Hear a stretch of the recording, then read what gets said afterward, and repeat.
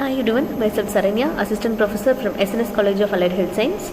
Today we are going to see a topic on rheumatic heart disease. So what is rheumatic heart disease? Let us see that with an example. Here a 10-year-old was presenting with shortness of breath, fatigue, swelling, and it is often with a history of childhood joint pain also. And the child has a strep throat infection. On examinations through ECG and echo, the heart dysfunction has been identified and that reveals a valvular damage also. So the baby needs a treatment that done through a surgery. So we can understand that the baby have a severe heart problem. It is not only a problem, it does leads to a shortness of breath, fatigue and the swelling of all the joints in the body. As you have seen in the image, the throat of the baby will have an infection which is called a strep throat infection. So what could be the condition of this? We will analyze here. As of global history, it affects about 5 to 15 years old equally in both the sexes, and 1.5% to 5% of 1,000 schools in children has been taken a survey of having a rheumatic heart disease. How does this rheumatic heart disease be spreading out? It is through a crowded area or a poor population or a developing countries have a high prevalence of having this rheumatic heart disease. So let us know what is this rheumatic heart disease is. Rheumatic heart disease is a systemic post-streptococcal non-suppurative inflammatory disease which is affecting the heart, joints, CNS, skin and the tissues. On the chronic stage of rheumatic fever, it involves the layers of heart. Even all the layers of the heart get inflamed and to the major cardiac damage has been formed in these babies. So what is the actual cause of this is, it is because of the beta hemolytic streptococcal infection. This beta hemolytic streptococcal infection or the streptococcal bacteria has been attacking the baby, and after the infection has been done and the post-operative period is a reason where this post-streptococcal suppurative inflammatory disease has been started.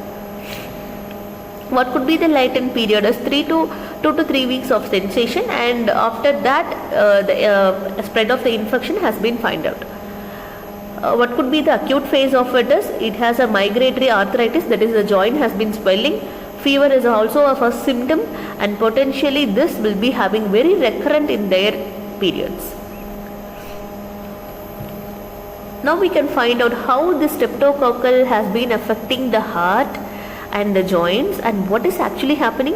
It is an immunological mechanism where the streptococcal episodes has been recurrently occurring to the baby.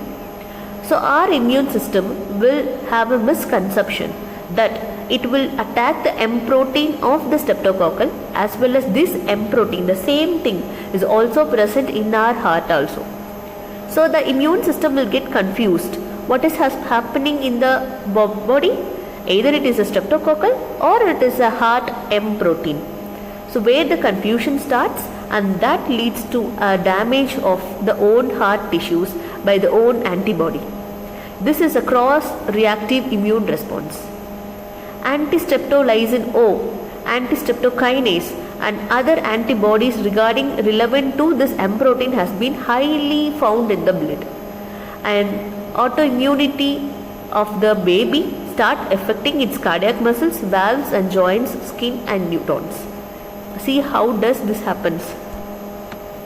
So what could be the structure of that particular bacterial infection which causes the damage to the myocardial valves and myocardial tissues is it causes Ascoff and Iscoff cells and Ascoff Jane cells. These are the appearances that we can see on the microscope when it has been affected with the post-streptococcal infection. So what could be the lesions that can be seen on the patient is they have an endocarditis, myocarditis and the pericarditis. That is totally called as pancarditis, that is the 3 valves all get it infected. And the major thing is it is a warty vegetation development or a fish mouth or a buttonhole appearance of the mitral valve is the only benchmark appearance of the rheumatic heart fever.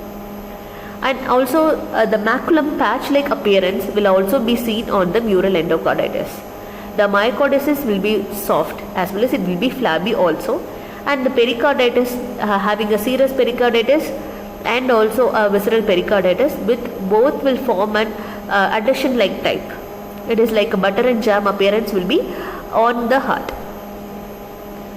Only the heart is getting affected? No. Other major organs will also get affected along with this. One is polyarthritis. The joint swelling is a main thing, and it can also lead to subcutaneous nodule. You can see in this image, on the second image, you can see the nodule.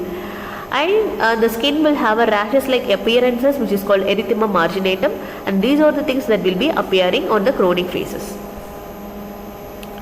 So what could be the test and diagnostic approach we can make is, we can take a blood test to find out the exact cause of the streptococcal, and imaging studies to find out how much of the heart valves are getting damaged, and advanced catheterization procedures can also be done.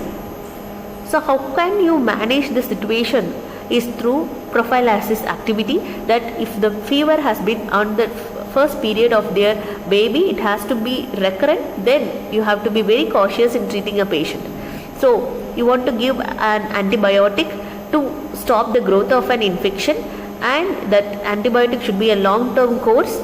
And also, if it is have damaged the heart, what could be the management is heart failure drugs can be given, and if it is not treated by the drugs, then what could be the option is, we can go for valvuloplasty or a valve replacement surgeries. These are the other alternative options to be done for the rheumatic heart valvular disease.